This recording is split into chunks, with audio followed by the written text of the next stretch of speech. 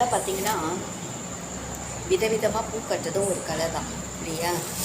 பூ கட்டுறது, கோலம் போடுறது, டிசைனாக கோலம் போடுறது, இதெல்லாம் ஒரு கலை.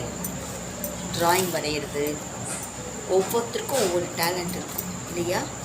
அதை வெளிப்படுத்தலாம். ஓகேவா? எனக்கு பூ கட்டுறது பேசிக்காகவே பிடிக்கும். நான் தலையில் வைக்கிறேனோ இல்லையோ, பூ கட்டுறது எனக்கு பேசிக்காகவே பிடிக்கும். எவ்வளோ பூ இருந்தாலும் சீக்கிரமாக நொடியில் கட்டி முடிச்சிடுவேன். மல்லிப்பூவும் கட்டுவேன், முல்லையும் கட்டுவேன், டிசைனாகவும் கட்டுவேன். இந்த மாலை தொடுக்கிறாங்க இல்லையா, அதையும் செய்வேன். ஸோ இதெல்லாம் எப்படி நான் கற்றுக்கிட்டேன் அப்படின்னு பார்த்தீங்கன்னா, சின்ன வயசில் எங்கள் வீட்டில் எனக்கு எப்படி சொல்லி கொடுத்தாங்க அப்படின்னா, முதல்ல குச்சி இருக்குது பார்த்தீங்களா, தென்னங்குச்சி, அதை உடச்சி கொடுத்துருவாங்க. உடச்சி கொஞ்சம் நூல் கொடுத்துருவாங்க.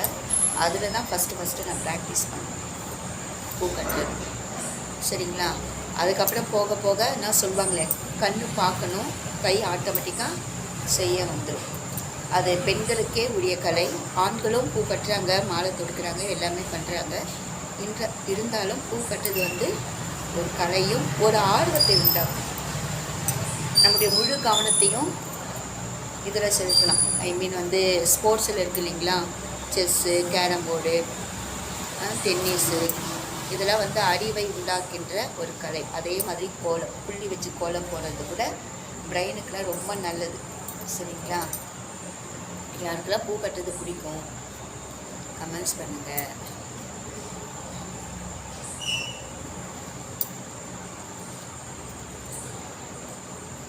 நான் இதுக்காகவே பூ வாங்கி கட்டி மற்றவங்களுக்கு கொடுப்பேன்.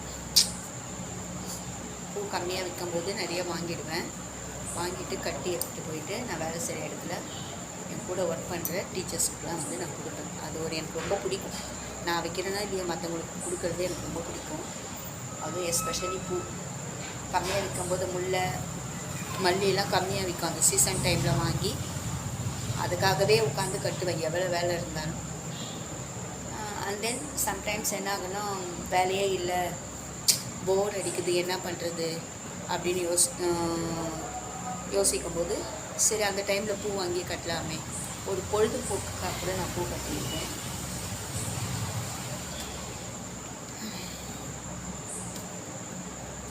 இந்த உலகமே நல்ல விஷயங்களுக்கு முக்கியத்துவம் கொடுக்கறது கிடையாது, ரைட்டா? கெட்ட விஷயம் சீக்கிரமாக ரீச் ஆகிடும், ஆனால் நல்ல விஷயங்கள் ரீச் ஆகாது. அது நிறைய பேருக்கு பிடிக்கிறதும் கிடையாது. அதுதான் உண்மை.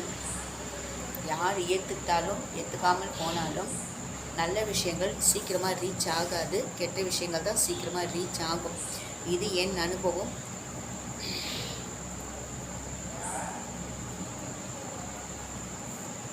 நல்ல விஷயங்கள் நம்ம எவ்வளோதான் சொன்னாலும் எவ்வளோதான் பேசினாலும் எடுபடாது. அதே கெட்ட விஷயம், மற்றவங்கள பற்றி நம்ம பேசணும், மற்றவங்கள பற்றி ஏதாவது தெரியாமல் அவங்கள பற்றி தப்பாக பேசிடுறோம், அவதூறு கலப்புறோம் அப்படின்னா அது சீக்கிரமாக ஸ்ப்ரெட் ஆகிட அடுத்தடுத்து சேர வேண்டிய ஆளுங்களுக்கு போய் கண்டிப்பாக சேர்ந்துடும். அப்போ இந்த உலகத்தில் கெட்ட விஷயங்கள் தான் அதிகமாக ரீச் ஆகும். எனக்கு பூ கட்டுறது பேசிக்காக பிடிக்கும், அவ்வளோதான்.